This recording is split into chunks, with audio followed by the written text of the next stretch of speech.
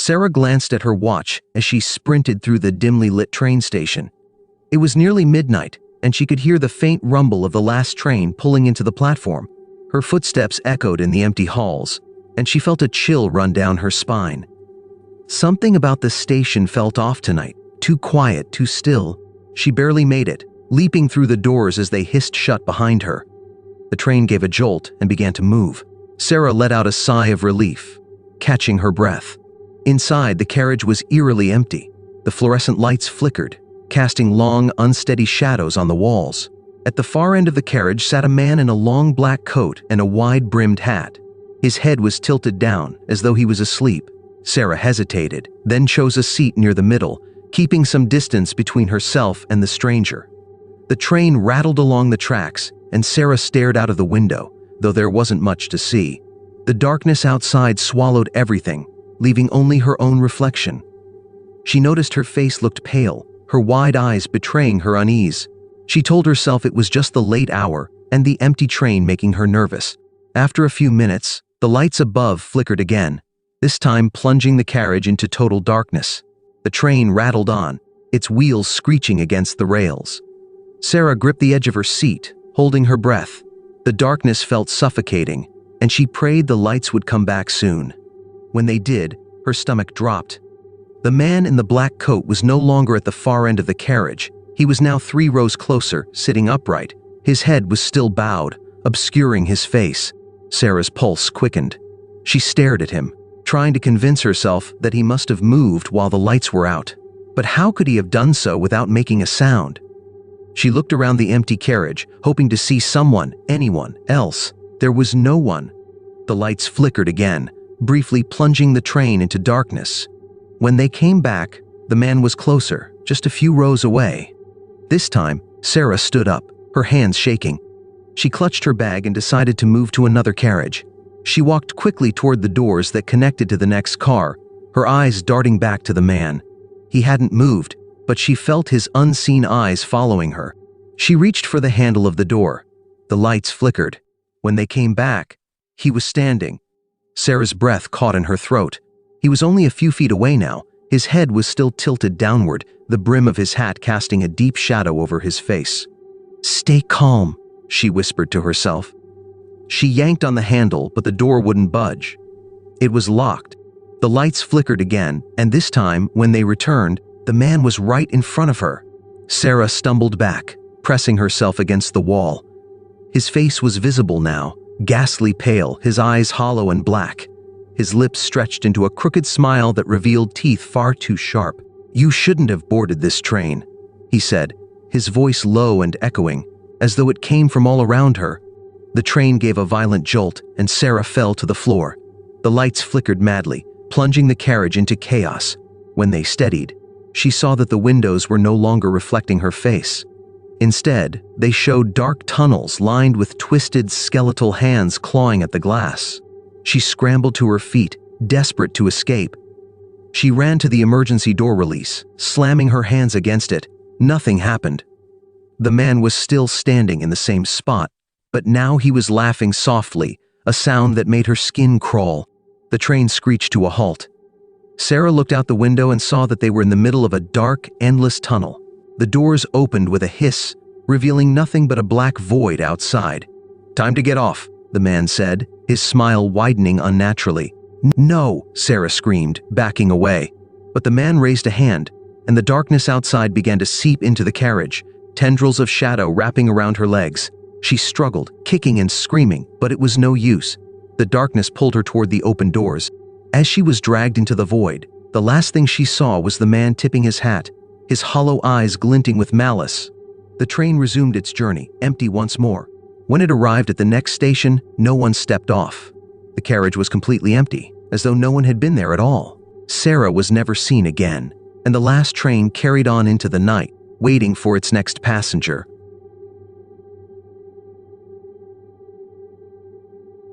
The night was cold, and the station was quiet except for the occasional rattle of a distant train. Olivia tightened her scarf around her neck and checked her watch. It was nearly 1 a.m. She had spent too long at her friend's house and now had to catch the last train home. The platform was nearly deserted, save for a few tired-looking passengers scattered along the benches. Olivia pulled out her phone, but the signal was weak. She sighed, deciding to pass the time by scrolling through old photos. A sudden gust of wind swept through the station, making her shiver. The train arrived with a screeching sound, the brakes whining as it came to a stop. It looked like an ordinary subway train, but something about it felt different. Its metal exterior seemed darker than usual, almost as if it absorbed the light around it. Olivia hesitated but stepped on board when the doors opened. She was too tired to walk back home, and besides, the train was warm compared to the biting cold outside. Inside, the carriage was sparsely populated. A man in a trench coat sat at the far end, his face obscured by a newspaper. A young woman stared blankly out the window, her hands gripping a shopping bag tightly. An older man was slumped in his seat, fast asleep. Olivia chose a seat near the middle of the carriage, away from the others.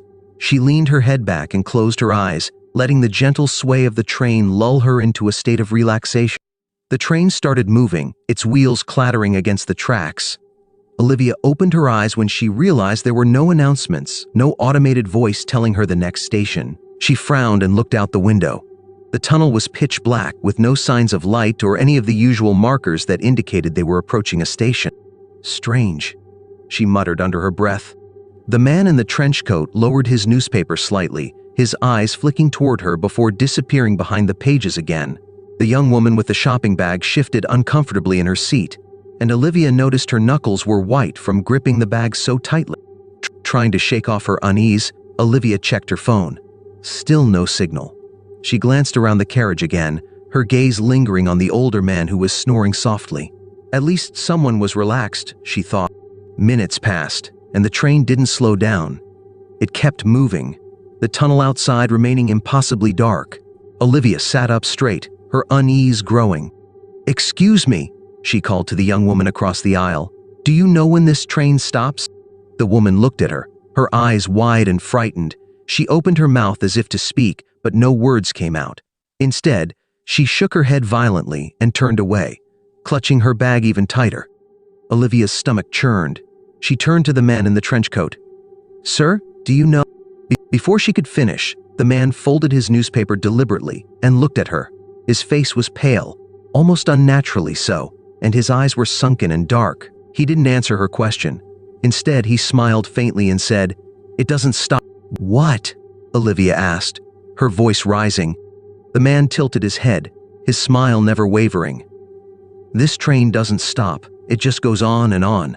You shouldn't have boarded." "What are you talking about?" Olivia demanded, her voice trembling. The man said nothing more. He unfolded his newspaper and resumed reading as if the conversation had never happened.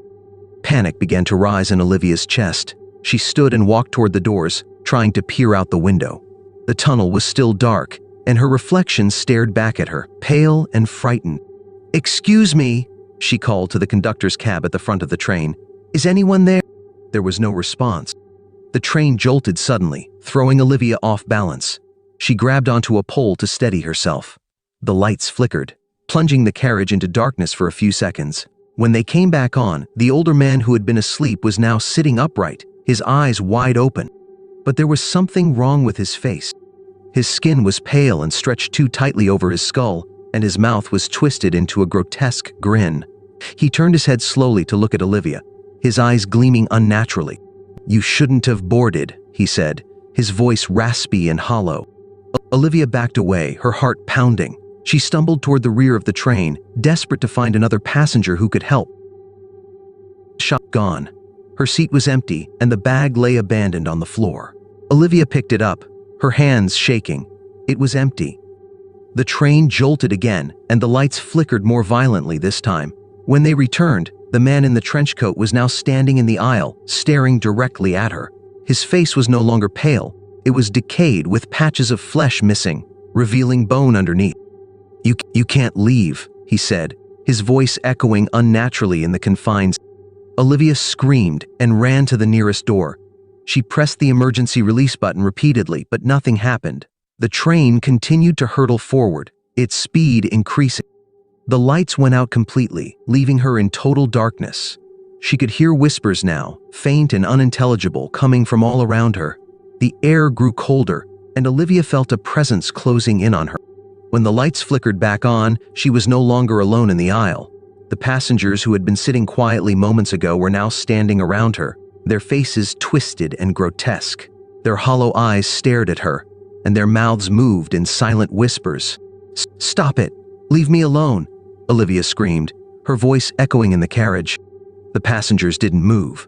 They simply stared, their heads tilting at unnatural angles as if observing her with curiosity. The train screeched to a halt, nearly throwing Olivia to the floor. The doors opened with a hiss, revealing a station bathed in an eerie greenish light. The platform was empty, and the walls were covered in graffiti that seemed to writhe and move. "Get off," the passengers said in unison, their voices a distorted chorus. Olivia shook her head, tears streaming down her face. "No, I'm not getting off here." The whispers grew louder, and the shadows on the platform began to shift and writhe, forming shapes that didn't belong to anything human. Before Olivia could react, she felt cold hands grab her from behind. She screamed as the passengers dragged her toward the open doors. She struggled, but their grip was unrelenting. The last thing she saw before being pulled into the darkness was her own reflection in the window. Her face was pale and hollow, her eyes empty. The train doors closed, and it sped off into the endless tunnel. The next morning, the station was quiet, as if nothing had happened. But on the schedule board, there was a new addition: the train that never ends, Platform 9, 1 a.m. And the legend of the ghost train continued, waiting for its next unsuspecting passenger.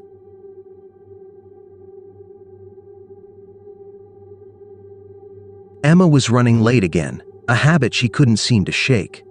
It was nearly midnight when she arrived at the subway station, her breath visible in the cold air. The station was eerily quiet, with only the hum of flickering fluorescent lights to keep her company.